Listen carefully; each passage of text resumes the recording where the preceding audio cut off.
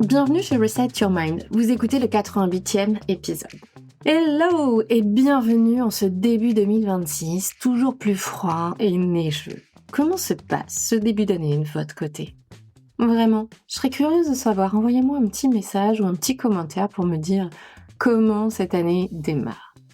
De mon côté, c'est beaucoup de projets qui se finalisent et voient enfin le jour. J'ai hâte de pouvoir vous en dire plus. J'enregistre cet épisode juste après un coaching de groupe au sein du programme Winter Reset et c'est fou de voir ce que l'on arrive à débloquer en à peine 2 mois déjà.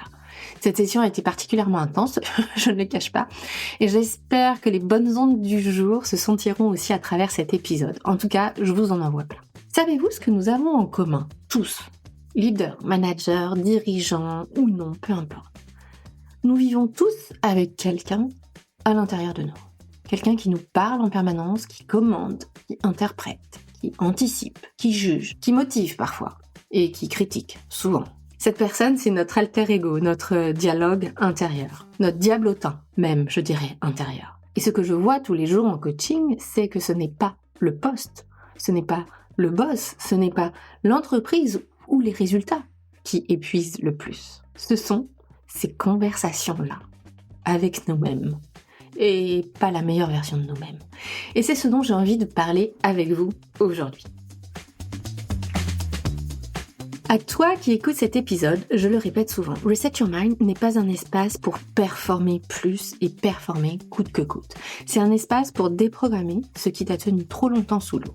Les fausses obligations, les exigences qui ne sont pas les tiennes, les rôles que tu as endossés pour être à la hauteur. Ici, nous cherchons non pas à améliorer pour améliorer, mais nous invitons à refaire surface, à libérer de l'espace dans la tête, à relâcher la pression inutile que l'on s'impose, à exploser les contraintes imaginaires qui t'ont fait croire que tu devais serrer les dents pour avancer. Serrer les dents toujours et encore, tenir pour avoir de la valeur, pour mériter ta place. Reset Your Mind, c'est un lieu où on met du fun, de la légèreté, du vrai, et surtout, où l'on redécouvre cette évidence simple, oubliée pourtant fondatrice. Tu es déjà assez pour créer une vie professionnelle, une vie personnelle qui te ressemble vraiment, réellement. On travaille fort, on travaille dur, mais sans se prendre trop au sérieux. Alors bienvenue. Cela t'est déjà arrivé de te dire à toi-même « T'es nulle, ma pauvre fille. N'importe quoi. Tu n'as encore rien compris. » Si oui, bienvenue dans le pays le plus tyrannique qui soit, toi-même. On passe énormément de temps à parler de management, de leadership, de posture, d'impact. Mais on parle très peu de la voie avec laquelle on dirige tout ça. Et pourtant, c'est la seule avec laquelle on vit 24 heures sur 24. De notre naissance à notre mort. En termes de longévité, je n'ai pas mieux. J'ai envie de te partager un élément de prise de conscience qui m'est revenu à l'écriture de cet épisode. Lors de mes premières interventions en COMEX ou devant des collaborateurs des entreprises où j'ai évolué, ou encore lors de salons, de conférences, même au tout début de mes interventions d'entreprise ou en masterclass en tant que coach, avec parfois en face de moi des dizaines de personnes, voire plusieurs centaines de personnes, il m'est arrivé sur ces premières interventions où à chaque fois que c'était quelque chose de nouveau, je dirais, il m'est arrivé quelque chose d'assez troublant, une forme de dissociation de personnes. Alors même que je parlais, concentrée, que je cherchais à me connecter à mon auditoire, à les emmener avec moi, à créer les déclics nécessaires à leur interaction ou à leur adhésion, j'avais une deuxième version de moi, et clairement pas la meilleure, une version de moi assise sur le côté de la scène, les bras croisés, le regard renfrogné, bien évidemment, en train de m'observer et de commenter. Chaque geste, chaque phrase, chaque slide, je dirais même. Peut me faire, Steph. Tu parles trop vite, Stéphanie. On comprend rien à ce que tu racontes. Et parfois même, oh, t'es vraiment nulle, ma pauvre fille, mais qu'est-ce que tu fais là ?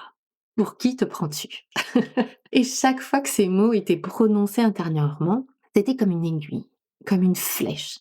Quelque chose qui venait écorner mon aplomb, ma présence, ma confiance et même ma croyance dans ce que je disais. Alors que, si j'étais là, c'est bien parce que j'y croyais, que j'avais envie de faire passer un message, que j'avais envie de faire bouger les choses. C'est pas mon genre d'être là juste pour faire tapisserie. Si j'y crois, j'y vais et je trouverai toujours les moyens pour faire bouger les choses. Mais malgré toute cette passion, toute cette volonté, eh bien c'est cette petite voix. Il suffisait de 2, 3, allez, 4 remarques grand maximum et je perdais, en tout cas je trouvais que je perdais en impact, en présence, et je le vois sur les vidéos lorsque je les regarde a posteriori pour les analyser. D'ailleurs, c'est un merveilleux outil si tu as une prise de parole à préparer, à condition d'introduire beaucoup de bienveillance comme postulat de départ. Je ferme la parenthèse. Donc, je le vois sur les vidéos en plus. À quel moment, en fait, ce dialogue intérieur vient pas forcément prendre le dessus, mais en tout cas vient prendre beaucoup plus de place que ma connexion à mon propos et à mon auditoire. Alors un jour, lors d'une autre intervention au plus petit comité, une personne m'a interrompu et m'a demandé de répéter. Vraiment, tu vas voir, l'anecdote est assez basique, simpliste, mais j'ai eu un espèce d'électrochoc à ce moment-là. Donc cette personne m'interrompt, je m'exécute, je répète. Alors que je finis de parler, je vois son regard changer, s'embuer presque. Je pourrais même dire que j'entendais son cerveau fonctionner à distance. Et elle me dit: «Wow, ah merci, je n'avais jamais vu les choses sous cet angle-là. Ça change tout en fait». Et là, il s'est passé quelque chose en moi. Toujours dans cette dissociation de personnes, hein, dans cette schizophrénie, je me revois très clairement prendre cette deuxième version de moi par la main, la raccompagner à la porte et lui claquer la porte au nez. Mais littéralement, je me revois mentalement faire ces actions. Parce qu'en fait, ce jour-là, j'ai compris quelque chose. Et il y a une énorme différence entre comprendre intellectuellement et comprendre viscéralement. Ce jour-là, j'ai compris que ces deux dialogues, s'ils pouvaient cohabiter en nous, en permanence, quel que soit notre âge, quel que soit notre niveau d'expérience, quel que soit notre poste, notre statut, j'ai compris, vraiment, viscéralement, que l'on avait toujours le choix de laisser plus de place à l'un qu'à l'autre. J'ai compris à quel point celui que l'on nourrit influence tout. Ce que nous sommes, ce que nous disons, incarnons, partageons, vient de là, de celui que l'on nourrit plus. Notre vision de nous-mêmes est rarement, on le sait, objective. Notre présence, notre élocution, notre lucidité, notre concentration, notre manière de décider, tout ça dépend de la version de nous que l'on nourrit le plus, que l'on écoute le plus. D'un point de vue neurosciences, c'est essentiel de comprendre ça, hein, car le cerveau ne fait pas la différence entre une pensée et un fait. Chaque pensée est traitée comme une information à analyser, un risque. Est-ce que ce risque met en cause ta survie ou pas? Sécurité ou danger? Donc, lorsque ton dialogue intérieur te répète, tu n'es pas assez expérimenté, tu n'es pas légitime, tu ne fais pas assez, tu devrais déjà savoir, tu n'as pas le droit de faiblir, tu dois assurer, ils vont être déçus. Si tu ne fais pas ceci, en plus, si tu ne prends pas ce dossier, cette intervention, c'est que tu n'es pas à la bonne place. Le corps, lui, il n'entend pas «Ah, intéressant». Ton corps, lui, il se met en vigilance immédiate, en tension, en accélération, en surcontrôle, et donc, sur le long terme, en fatigue. Et un système nerveux en hypervigilance perpétuelle, en alerte, ne se projette pas. Il ne pense pas loin, il ne pense pas à demain, il pense court, là, immédiatement. Protection, anticipation, mais du risque immédiat. Et du coup, il se restreint. Il se restreint au connu pour une meilleure maîtrise, une meilleure réassurance. Donc non, le dialogue intérieur, c'est pas un sujet de développement personnel, bobo, bien-être, basique. C'est un véritable sujet de leadership intérieur. Et encore une fois, leader, c'est un titre professionnel. Ok? On n'a pas besoin de l'avoir pour être déjà leader soi-même de, au minima, sa propre vie. Et un leader intérieur, ce n'est pas quelqu'un qui pense positif tout le temps. C'est quelqu'un qui sait reconnaître une pensée sans la confondre avec la réalité, sans la confondre avec elle-même ou avec lui-même. Tu n'es pas cette pensée «je ne suis pas assez». En revanche, ce que tu peux faire, c'est que tu peux observer. Tiens donc, je suis en train de penser que je suis pas assez. Et cette micro-distance, elle change tout. Parce qu'elle crée un espace entre l'intention et l'action. Il y a, dans cet espace, tu récupères quelque chose de fondamental. Dans cet espace, tu récupères le choix. Choisir comment tu te parles, choisir comment tu te réponds, choisir depuis quel état intérieur tu décides. Et ça, c'est fondamental. Chez mes coachés, quel que soit leur poste, leur âge, leur aspiration, leur dialogue intérieur est souvent très exigeant, très pressé, très critique, très orienté. Erreur, t'aurais pu mieux faire. Là, ce petit détail, franchement, c'est pas de ton niveau. T'aurais dû y penser. Dans notre société, malheureusement, on appelle ça la lucidité, l'exigence, la responsabilité ou même la performance.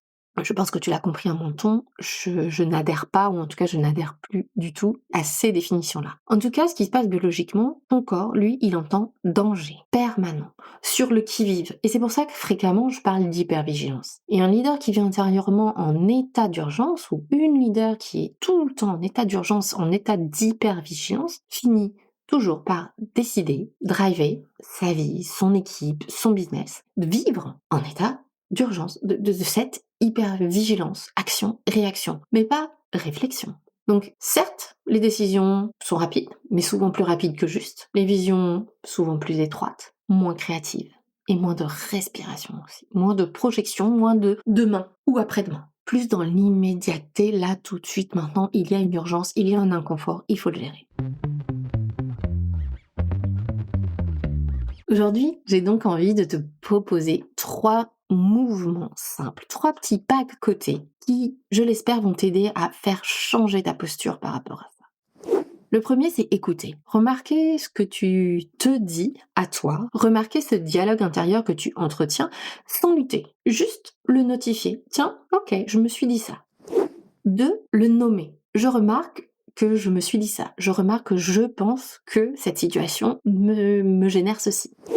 Et puis 3, questionner. Est-ce que c'est un fait vraiment factuel? Est-ce que c'est la vérité seule et unique, basique, neutre? Ou est-ce que c'est une interprétation? Une interprétation personnelle de moi-même ou une interprétation apprise, héritée aussi, de ton éducation, du milieu social dans lequel tu évolues, du monde professionnel dans lequel tu évolues, peu importe. Écouter, nommer, questionner. C'est là que tout change. Pas pour du plus mou, pas pour du gnangnan, pour du plus clair, pour du plus concret et du plus affûté. Très fréquemment dans mes coachings, je parle de ta meilleure alliée, ta meilleure amie. Est-ce que ces mots que tu te dis à toi-même, tu les dirais à haute voix? 1. Et 2, est-ce que tu les dirais à ta meilleure amie? La plupart du temps, ta réponse, elle est non. Ta réponse est dire, je ne le dirais même pas à mon pire ennemi. Et c'est là que tout change. Comment peux-tu te parler d'une certaine manière alors que tu ne dirais pas ces propres mots à ton pire ennemi ou quelqu'un que tu n'apprécies pas du tout? J'aimerais que tu retiennes ceci. Tu ne contrôles pas ces pensées qui te traversent. Elles font partie d'un héritage, d'un mode de fonctionnement, de mécanismes réflexes. Mais tu peux apprendre à les contrebalancer, à les compenser et à diriger ce qui te dirige quelque part. Ton dialogue, il sera toujours là. La question n'est pas du tout de comment le faire taire, mais de le nourrir aussi avec autant d'intensité, de manière plus positive, je dirais, que de l'intensité négative qu'il dégage. Et la question, elle est plutôt de qui est aux commandes. Alors partage-moi tes réflexions autour de ce dialogue intérieur et de la première petite brique que tu vas mettre en œuvre, la première petite constatation que tu vas essayer de faire bouger. Et si tu sens que ce sujet te parle, si tu sens que ce que tu te dis aujourd'hui conditionne ton énergie, ta posture, tes décisions, la semaine prochaine démarre le prochain groupe de coaching. Un espace pour travailler précisément cette posture de leader intérieur dans la durée avec d'autres qui sont dans les mêmes situations que toi. D'autres dirigeants, cadres dirigeants, entrepreneurs ou managers, ou parfois juste des personnes qui ont envie de faire bouger les choses. Donc rendez-vous directement sur reset-yourmind.com où tu peux prendre rendez-vous avec moi si tu souhaites pour en discuter. Si tu as envie de nous rejoindre, il est encore temps. Et quoi qu'il arrive, écoute-toi parce que tu es la personne que tu écoutes le plus. Et à chaque fois que tu entends une phrase qui te traverse, que tu n'oserais même pas dire à haute voix, essaye de la reformuler. Ou tout simplement de la balayer d'un revers de main. Parfois, tu sais, il suffit d'oser d'1 millimètre. Et ce millimètre crée le mouvement, crée le changement. Alors non, ce n'est pas simple tous les jours. Et oui, il y a des doutes. Mais oui, c'est possible. Et si cet épisode t'a plu, je t'invite à le partager autour de toi ou à le noter sur la plateforme de ton choix. C'est à travers ces petits gestes que l'on fait bouger les choses. À la semaine prochaine.